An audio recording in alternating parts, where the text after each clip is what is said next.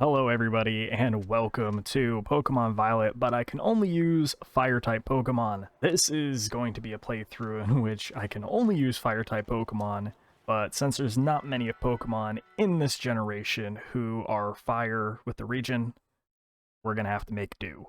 So we're going to go ahead and choose our character, name ourselves Maz because that's how it works, and this character looks nothing like me, so we're going to go with the side part. Since I've had to let my hair grow out, I have blue eyes, so that's pretty much about what we're going to get. Let's go on and jump into the Uva Academy.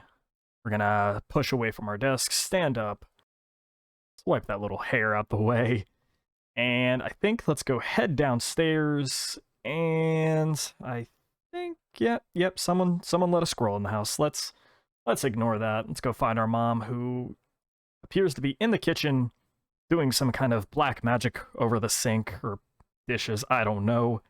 The doorbell rang and some old guy has broken into our house. He, not sure really why he's here, but he announces himself as the director of the academy, so we head upstairs, grab our bag, our hat, check out the drip, before we head our way to school. Once we leave our house, the director shows us all of the starter Pokemon that we can get. Sprigatito, the grass kitty cat. We get Fuecoco, the bestest boy of them all, and then Quaxley. Well, the starters follow us to the house of our neighbor who looks like they can afford anything, and I'm ashamed for them to be our neighbor. Inside of the water, Quaxley is giving himself a bath, so he stinks even less of a Pokemon. Sprigatito is smelling flowers to act like Rule 34 doesn't exist. And Fuecoco, being the cutest and best Pokemon of them all, burns an orange and is still cute. Of course, we have to choose Fuecoco as our starter Pokemon. He's the best Pokemon to start with in the entire game. We nickname him Steven Tyler. Let's see if you guys can spot the theme. And we use Fuecoco to fight our rival, Nemona. Now, Nemona drops out Sprigatito. We lead with Steven Tyler. And after just a couple of embers, Sprigatito dies because fire is better. Fuecoco looks super proud of himself, and we head over to catch our first Pokemon in this game, which is going to be Fletchling, to end up with a Talonflame. We name him Glenn Frey, if you know who that is. We jump down a cliff like a superhero, scare off some doggos, take a look over to the side, and we spot our box legendary. We give the box legendary the sandwich our mom has made for us, which we were really hoping we would have, and it eagerly takes the sandwich from us, almost eating our fingers, jumps up, then very quickly decides to digivolve into some kind of jet plane engine C-130 nonsense, and proceeds to leave us to go into a cave. Following Miraidon into the cave, we are met by a very angry Houndoom, who kind of looks like a mafia leader running an underground crime syndicate. Now, the mafia boss goes ahead, roars, when Rich Miraidon does not like him, knocks him back, roars back at him, and the mafia boss calls in the backup, like the weakling that he really is. Miraidon jumps on top of us, picks us up, and carries us out like the dainty princess that we are, and we are allowed to continue our adventure. We head to the nearest structure, in which we come across one of the most emotional emo boys I've ever met, Arvin. Arvin does not like us talking about his dad, so he challenges us to a battle and throws his own squirrel at us. Like a true Florida man that I am, I throw my alligator at him, and after using our new move, Round, Steven Tyler serenades this squirrel until it is beaten into submission. On our way into Megalogoza, Steven Tyler has to come across the kitty cat again. And again, after a couple of embers, Sprigatito is down.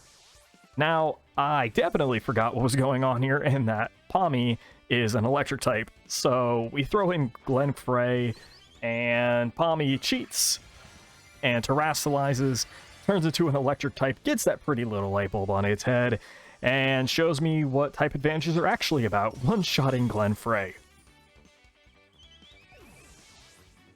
Pommy Thundershocks again after we throw out our Steven Tyler, who's actually able to tank 2 of those hits and get a couple off himself.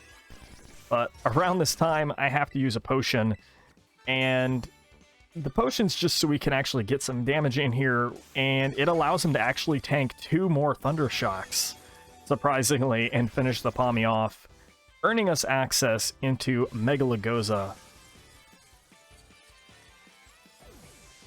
Once entering Megalogoza, we get to enjoy the view, and on our way up to the school, we end up actually having to fight Team Star. So we knock out the first one with not much problems. Neomona gives us a Terra Ball so we can cheat, just like she did in the first battle, turn Fuecoco into a giant chandelier, and with a single Ember are able to take a Yungoos out. But you know what they say, if you can't handle the heat, get out of the courtyard. Inside of the school, we talk to Arvin, who shows us where the Titans are for the Path of Legends. And then we head on over to the Student Council Room. In the Student Council Room, Neomona shows us where all of the gym leaders are, so that way we can do the Victory Road.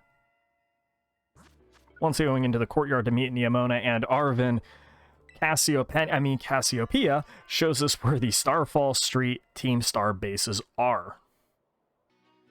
Once leaving Megalogoza, we catch a Houndour. We very quickly name her Joan Jet, if you guys can seriously see the theme going on here, and we start the gym test over in Cordado, where the bug trainer is from. Now, little known thing, this thing's physics are absolutely broken. You can just throw this olive wherever you want. I actually wasn't paying attention too much to this, so it took me a little bit longer than I wanted. But just like that, we finish the gym test, and we are able to fight Katie, the bug gym leader. Now, I'm very confused. Is she a baker?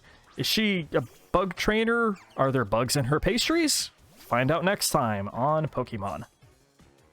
She throws out Nimble, I throw out Fuecoco. Terrastalize Fuecoco very fast, since everything's going to be a bug type. And we just go ahead, shoot a couple Embers, one-shot the Nimble. I don't know what these crits are. We're getting crits left and right in this thing. Tarantula comes out. We just use another Ember. No spider can handle fire. And then Katie decides to throw out a Teddiursa, who's not a bug type. But she does Terrastalize her Teddiursa, giving him some antenna, so I guess he looks more bug-like. And his Fury Swipes hit us a couple times, almost knock us out. But with one good Ember and a very needed burn, Teddiursa goes down at the end of its turn, explodes in a passion of light. And with that, Fuecoco learns Incinerate, we defeat Katie, we get to take a selfie, earning ourselves their first badge.